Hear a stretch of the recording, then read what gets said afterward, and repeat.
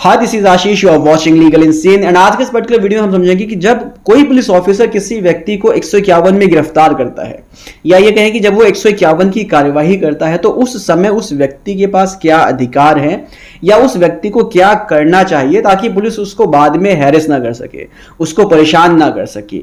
तो यहां पर सबसे पहले समझना जरूरी है कि सेक्शन 151 क्या कहता है और पुलिस सेक्शन 151 में गिरफ्तार क्यों करती है। देखो, बेसिकली सेक्शन 151 जो है सीआरपीसी का, वो कहता है कि जब भी पुलिस को डाउट होता है कि कोई व्यक्ति कोई कॉग्निजेबल ऑफेंस कर सकता है, कॉग्निजेबल ऑफेंस का मतलब कि कोई संगीन अपराध कर सकता है।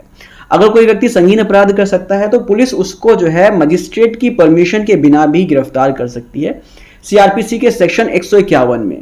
तो बेसिकली जो ये सीआरपीसी का सेक्शन 151 है, इसको पुलिस यूज करती है अपराध को रोकने के लिए। तो जब पुलिस किसी भी व्यक्ति को 151 में गिरफ्तार करती है तो उस व्यक्ति के पास कुछ अधिकार तुरंत आ जाते हैं। पहला अधिकार आता है सेक्शन 41B में और दूसरा अधिकार आता है सेक्शन 54 में सीआरपीसी के। ये दोनों सेक्शन बहुत ही काम के हैं, इसको अगर ध्यान से समझ लोगे तो 151 में जब पुलिस किसी भी व्यक्ति को गिरफ्तार करती है तो उस व्यक्ति का जो टॉर्चर होता है वो होने से बच जाएगा। अब ये क्या दोनों सेक्शन है, सेक्शन 41B और सेक्शन 54, ये दोनों क्या कहते हैं, इसको समझना बहुत ही जरूरी है। चलिए सबसे पहले समझते हैं कि सेक्शन 41B क्या कहता है। देखो, जब भी किसी भी व्यक्ति को पुलिस गिरफ्तार करती है तो सबसे पहले सेक्शन 41B के हिसाब से उसको अरेस्ट मीमो प्रिपेयर करना होता है। तो जब भी पुलिस ऑफिसर गिरफ्तार करने आए तो उसको सबसे पहले बोलो कि भैया एक काम करो, सबसे पहले अरेस्ट मीमो प्रिपेयर कर लो। अब ये अरेस्ट मीमो क्या है, इसको सिंपल सी लैंग्वेज में समझ लो। देखो, अरेस्ट मीमो एक डॉक्यूमेंट होता है जो पुलिस प्रिपेयर करती है गिरफ्तारी के समय ही, जिससे ये क्लियर हो जाता है कि उस व्यक्ति को गिरफ्तार कब किया गया है।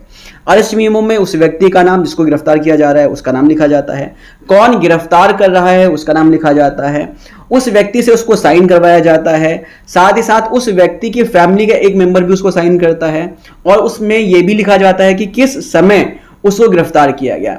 तो इससे बेसिकली क्लियर हो जाता है कि उस व्यक्ति को गिरफ्तार कब किया गया है, और जब गिरफ्तार किया गया है उसी समय से ही 24 घंटे शुरू हो जाते हैं और 24 घंटे तक ही पुलिस उस व्यक्ति को हिरासत में रख सकती है।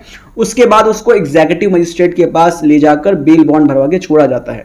तो सबसे पहला जो अधिकार है वो यही है कि वो उससे बोले कि भैया अरेस्ट मीमो प्रिपेयर कर लो, उसके बाद ही हम अपनी गिरफ्तारी देंगे। अब दूसरा क्या अधिकार है वो भी समझो, जो मिलता है सीआरपीसी के सेक्शन 54 में। सेक्शन 54 कहता है कि जब भी किसी भी व्यक्ति को गिरफ्तार किया जाता है तो सबसे पहले उसका मेडिकल एग्जामिनेशन किया जाएगा और मेडिकल एग्जामिनेशन की एक रिपोर्ट भी उसको दी जाएगी।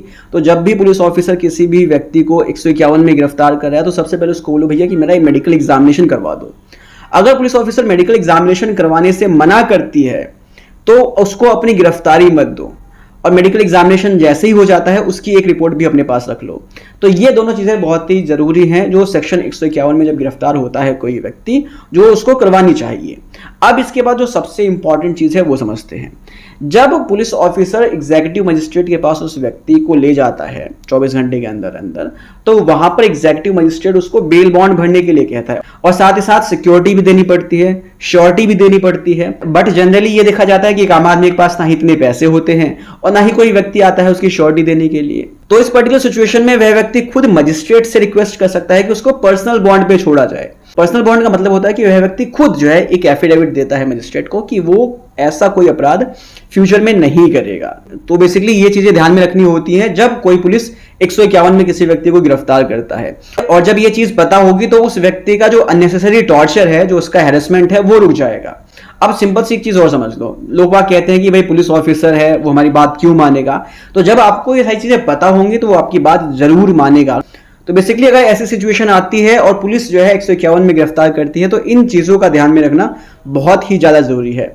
मिलते हैं नेक्स्ट वीडियो में, टेक केयर, बाय बाय।